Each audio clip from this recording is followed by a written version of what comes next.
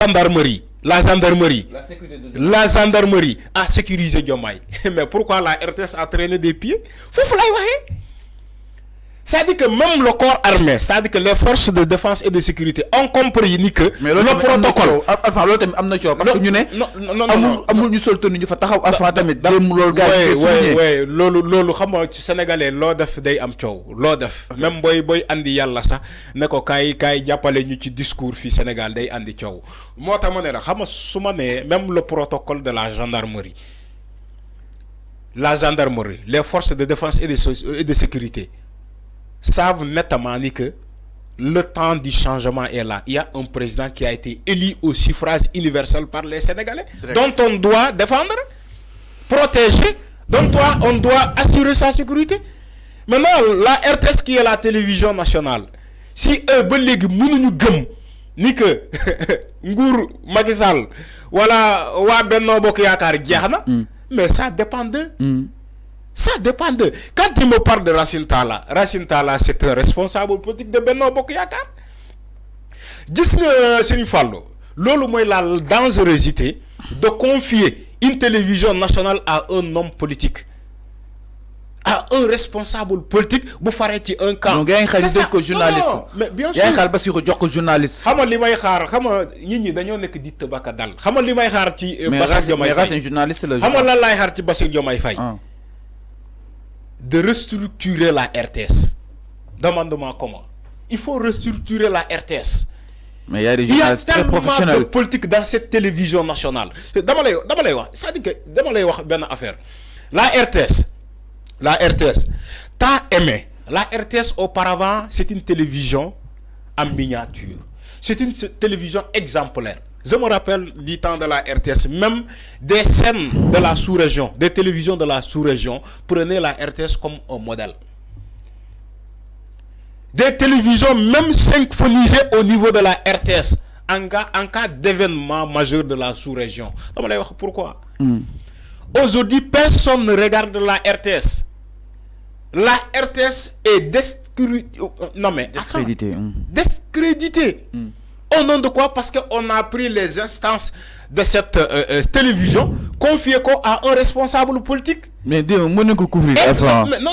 Et laisser des journalistes, nous avons gérer la RTS sans problème. Même les télévisions privées l'ont couvert. Donc aujourd'hui, j'attends de Bassirou Diomaye Faye, en tout cas de ce gouvernement qui doit être adopté par le chef de l'État, Bassirou Diomaye Faye, de lancer un appel à candidature par rapport à la direction de la RTS. Il faut nous lancer un appel à candidature. Non, bien sûr. Non, mais RTS, il y a des journalistes très professionnels. RTS, il y a des journalistes très professionnels qui sont là-bas. RTS, il y a des journalistes très professionnels. Mais est-ce que c'est nous qui est-ce que li nga xamné que modi administration bi ak li nga xamné que modi justement les dirigeants ñoy poser défaut. Mais en ce qui concerne les journalistes ak programme FAIDEF, c'est très intéressant avant. Je n'ai jamais dit qu'à la RTS il n'y a pas de journalistes. Les journalistes qui sont dans la RTS, c'est des journalistes responsables. Bon, c'est des professionnels sortis dans une école de formation exemplaire au Sénégal. Mais maintenant, quand je te parle de la restructuration de la RTS, je ne fais pas allusion aux journalistes qui sont au niveau de la RTS. C'est pas ça. D'où le mot à structurer la RTS. D'où le mot à journalistes qui font parce que moi je sais que journalistes qui RTS, les journalistes qui c'est des journalistes professionnels. Maintenant, l'un mot de la RTS, mais ils l'ont politisé.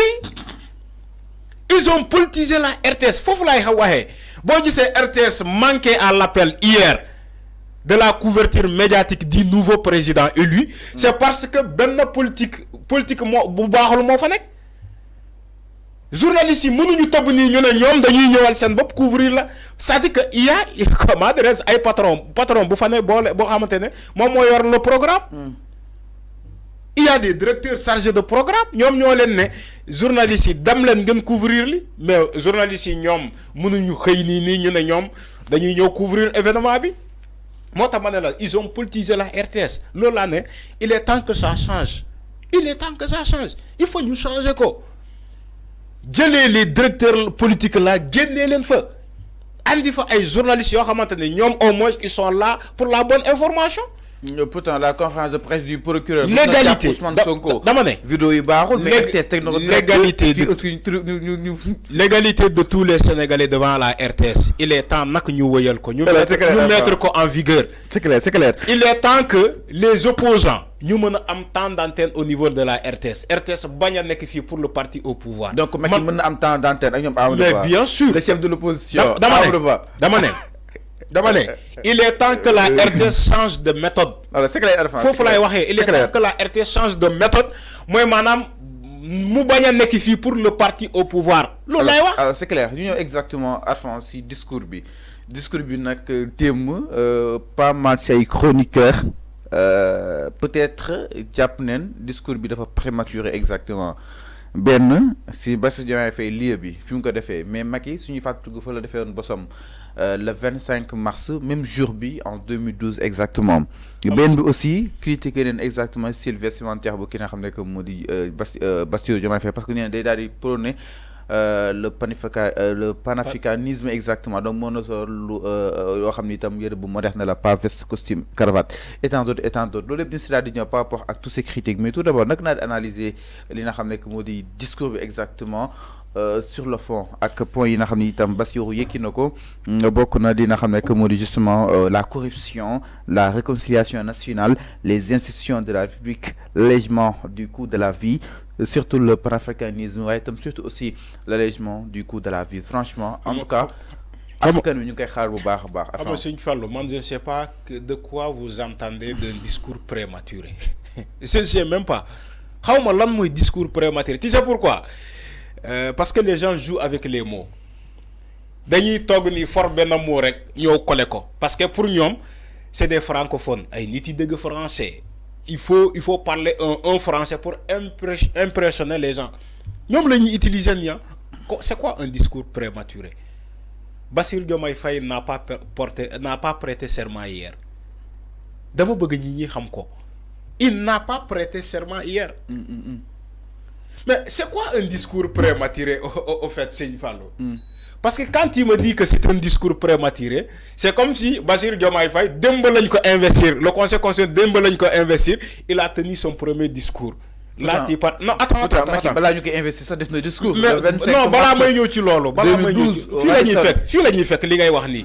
balaa may ñëw ci loolu pour ne serait-ce que di wax la ñu taxaw démb ne c'est un discours prématuré ils n'ont qu'à aller chercher. Que signifie un discours prématuré? Parce que moi, je ne vois pas de ce qu'il a dit hier, un discours prématuré. Il est candidat, il a gagné les élections, il a remporté les élections, il n'a pas été encore investi. Même si les conséquences le résultat officiel. Il a organisé sa première sortie. Moi, impression. Et vous dites que c'est un discours prématuré. Pourtant, le mot dembe, par rapport au mot de campagne, il y a différence. Il y a différence. Campagne, il attaquait, il contre-attaquait, il se surpassait. Mais discours pour me tenir dembe à l'hôtel Radisson Blu, mais c'est une fallo. Il y a un changement par rapport au discours que nous avons tenu dans campagne. Il faut que il a commencé à prendre des fonctions petit à petit. Bassirou Diomaye Faye c'est dafa nekk di solo benn mbubu. Di responsabiliser boppam Boubou Kilifa, Boubou président de la République, le costume qu'il a porté hier. Mais il y a des candidats qui donnent campagne, ay costume que c'est lañ doon sol. Vous n'avez pas images. Ça dépend de son incarnation. Non, incarner ça ne veut rien dire. Xam incarner bi fan la nek ci les points qu'il a soulignés. Wàññi dundu gu seer gi. Jubóole sénégalais le panafricanisme mooy maanaam corruption bi gergi toog muy dox bi mu dàkk mais loolu mooy incarnation bi da nga koy xaar ci les actions Sëñ Fallou doo juger nit ci mbubu bu mu sol man su ma la juger ci li nga sol nii billaay dina am li ma bet. Non mais c'est ce qu'ils ont dit. Amul importance je pense. Mais amul importance. Effectivement tu l'as dit. Le contenu du discours. Effectivement tu l'as dit. Mais attends ñom dañoo né l'opinion internationale ak lepp ñi xol. Dama lépp. Mais ça mise dina ko défar. Mais loolu dina am ben équipe bu chargé wu alors dans ce sens. Mais loolu commencement bi kese la. Vu que prêter gu serment. Je pense que commencement bi kese la. Mais fofu lay wax ni. Dafa yakamti. C'est quoi juger une personne qui n'a pas encore prêté serment? Ay cravate ba. Il n'a fait cravate bu fa lire. Dama né personne